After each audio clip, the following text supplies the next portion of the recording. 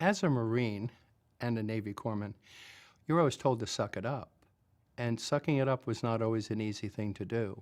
We was out on night patrol, and it's crazy because a IED had hit. When stuff like that happens, you can't, you kind of like have to bottle it up. You can't sit there and sulk and cry even though you just lost your last buddy. You have to, because the next morning we're back out on a mission. That's just the way it is, you know. The day that I left, my platoon got hit, another gunner with an EFP, and he didn't make it. It was kind of rough, no closure there really, but there's not ever really any closure, especially when you're in Iraq or Afghanistan. You know, you have a small memorial and then drive on. We stick it down just to drive on for the mission. I mean, we got to deal with the problems there. That's readily available at our hands. And we really can't give any time to think about some of the things that we're gonna think about later when we get back home. When you don't know how to handle something like that, when it gets to a place where you've never handled that kind of pain before, you just like avoid it. So I never said anything to anybody. I never talked about it because some of the things you see there are not things you really want to keep harping on or remembering. I just buried it all. And that was really kind of stupid. But I just didn't want to talk to anybody about it. I was fighting with myself. If that didn't happen, let it go. It happened in Korea, bury it there. Staying busy was the main thing. Just staying busy to the point where you're exhausted. So you hold everything in. And it just boils and simmers there for a long time. One of the things I was doing is that I did not talk to anyone that I served with.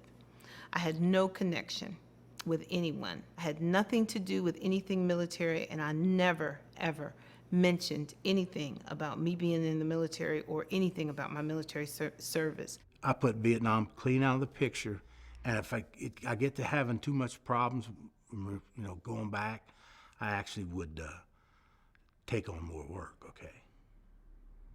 I work 16 hours a day at my job and come home and raise a garden, mow the yard, keep my house up. I had some issues with my son, and I was avoiding, and that's a big thing with PTSD. You avoid everything. Maybe just returning a phone call. If a bar was or a family gathering was too crowded, I'd come up with reasons to get away from it. I used to work 14, 15 hours a day just to keep my mind busy. And I went about 25 years doing the same thing over and over and over, getting fired from this job, fired from that job. For 3 years when I got home, I didn't want to talk to nobody. I just stayed busy. I blanked it out. But guess what? It doesn't go anywhere. It's there. You're gonna run, but you're gonna get tired sooner or later, and that problem is gonna be there. I kept working and keeping myself very, very busy and doing things. Not till later, when I really had a chance to reflect on things, did I find behaviors and issues that I was basically masking up. What the VA did is they basically hooked me up with a good counselor.